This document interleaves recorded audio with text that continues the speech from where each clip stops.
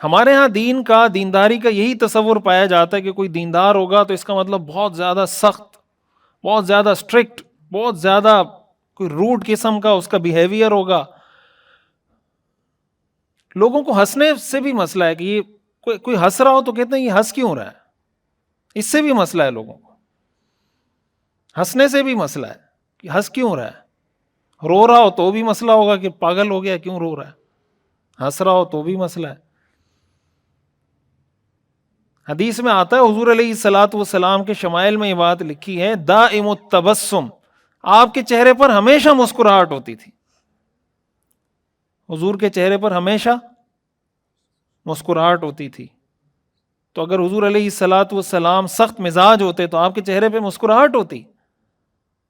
ہاں، دین کے خلاف کوئی بات ہوتی تھی تو آپ کو فوراً غصہ آ جاتا تھا. شریعت کے حکم کے خلاف کوئی بات ہوتی تھی تو آپ کو غصہ آ جاتا تھا. لیکن اس کے علاوہ کئی صحابہ نے یہ روایات نقل کی ہیں کہ جب بھی ہم نے حضور علیہ الصلوۃ والسلام سے ملاقات کی، حضور نے ہم سے مسکرا کر ملاقات کی، تبسم آپ کے چہرے پر ہوتا تھا.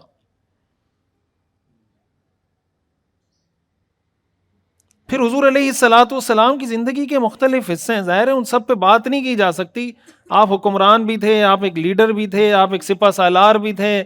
ساری زندگی کے شعبوں میں آپ نے ہماری رہنمائی کی ہے.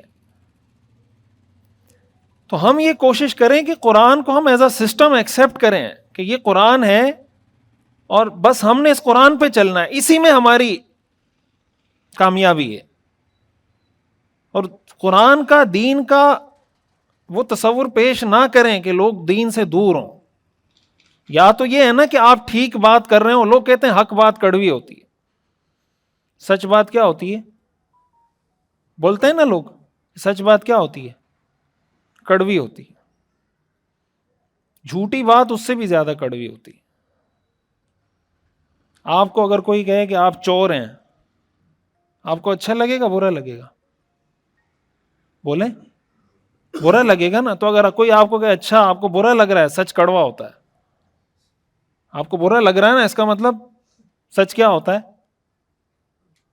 تو یہ سچ ہے جھوٹ ہے؟ جھوٹ ہے، پھر کیوں کڑوا لگ رہا ہے؟ تو یہ ہم نے کہاں سے نکال لیا کہ سچ کڑوا ہوتا ہے؟ کہاں سے نکالا ہے ہم نے؟ جھوٹ سچ سے زیادہ کڑوا ہوتا ہے. آپ کسی پہ الزام لگا کے دیکھیں وہ آپ کے ساتھ کرتا کیا ہے. سچ بولنے سے شاید وہ آپ کو تھپڑ نہیں مارے گا، لیکن جھوٹا الزام لگائیں گے تو شاید تھپڑ بھی مار دے گا وہ. تو اس کا مطلب یہ ہوا نا کہ جو آپ نے جھوٹ بولا ہے، اس کی جو انٹینسٹی ہے، اس کی جو شدت ہے وہ زیادہ ہے، اس لیے تو تھپڑ مار رہا ہے آپ کو. بعض اوقات ہمارا اپنا بیہیویئر، ہمارا اپنا رویہ، ہمارا اپنا طرز عمل ایسا ہوتا ہے جس کی وجہ سے لوگ دین سے دور ہوتے ہیں. اس کو ہم ڈال دیتے ہیں دین کے کھاتے میں کہ یہ دین سے دور ہے. بھائی وہ دین سے دور نہیں ہے، وہ آپ سے متنفر ہے. آپ کی شخصیت اس کے لیے ایکسیپٹیبل نہیں ہے. دین سے اس کو کوئی مسئلہ نہیں ہے. تو حق بات کرنے کا بھی ایک طریقہ ہے. حق بات حق طریقے سے اور حق نیت سے علماء نے لکھا ہے کرنی چاہیے. طریقہ بھی حق ہونا چاہیے، نیت بھی حق ہونی چاہیے. حدیث میں آتا ہے ان اللہ رفیق یحب الرفق، اللہ تعالی نرم ہے اور نرمی کو پسند کرتا ہے. ما دخل الرفق فی شیء الا زانہ وما نزع من شیء الا شانہ.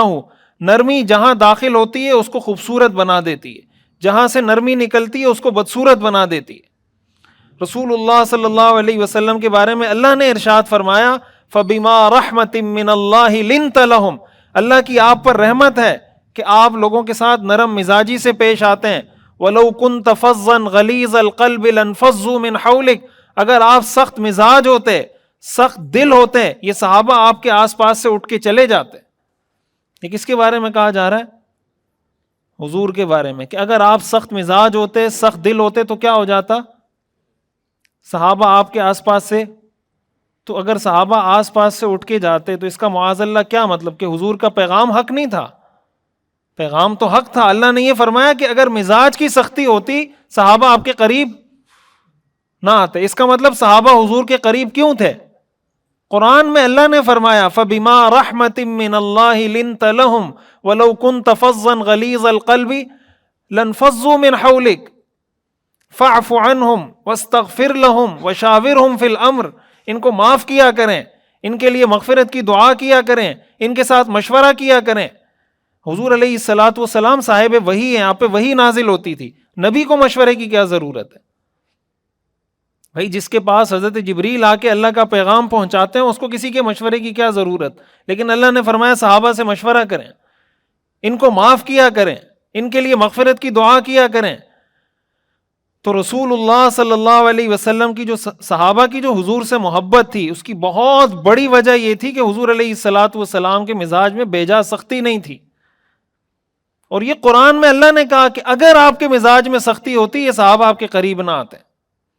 تو جب حضور کے بارے میں یہ کہا جا رہا ہے تو اگر میرے مزاج میں سختی ہوگی لوگ میرے قریب کہاں سے آئیں گے؟ اور جب میرے قریب نہیں آئیں گے میں کہوں گا یہ اصل میں گستاخ ہے، یہ دین سے متنفر ہے، اس کو دین کی باتیں بری لگتی ہیں اس لیے میرے قریب نہیں بیٹھتا۔ بھائی آپ کے قریب نہ بیٹھنے سے وہ بے ادب گستاخ کیسے ہو گیا؟ آپ کوئی معیار حق ہیں کہ میرے قریب جو بیٹھے گا وہ ایماندار ہوگا، جو میرے قریب نہیں ہوگا وہ بے ایمان ہوگا؟ کوئی معیار حق ہیں ہم؟ اپنے کردار پر، اپنے عمل پہ ہمیں نظر ثانی کرنی چاہیے۔ اگر مجھ سے کوئی آدمی دور ہو رہا ہے اور میں نماز پڑھ رہا ہوں، ہمیں اس کو اس کھاتے میں نہیں ڈالنا چاہیے کہ اصل میں نماز پڑھتا ہوں اس لیے مجھ سے دور ہو گیا۔ ہمیں اپنے رویے پہ غور کرنا چاہیے کہ میرے رویے میں کوئی ایسی چیز تو نہیں ہے کہ یہ مجھ سے دور ہوا ہے، اس لیے کہ اللہ نے تو اپنے پیغمبر کو یہ بات کی تھی کہ اگر آپ کے رویے میں سختی ہوتی صحابہ اٹھ کے چلے جاتے، تو اگر یہ میرے پاس سے اٹھ کے جا رہا ہے کہیں میرے رویے میں سختی تو نہیں ہے۔ یہی معاملہ آج اولاد کے ساتھ ہے، یہی معاملہ آج بیوی کے ساتھ ہے، یہی معاملہ آج پڑوسیوں کے ساتھ ہے، یہی سارے معاملات چل رہے ہیں۔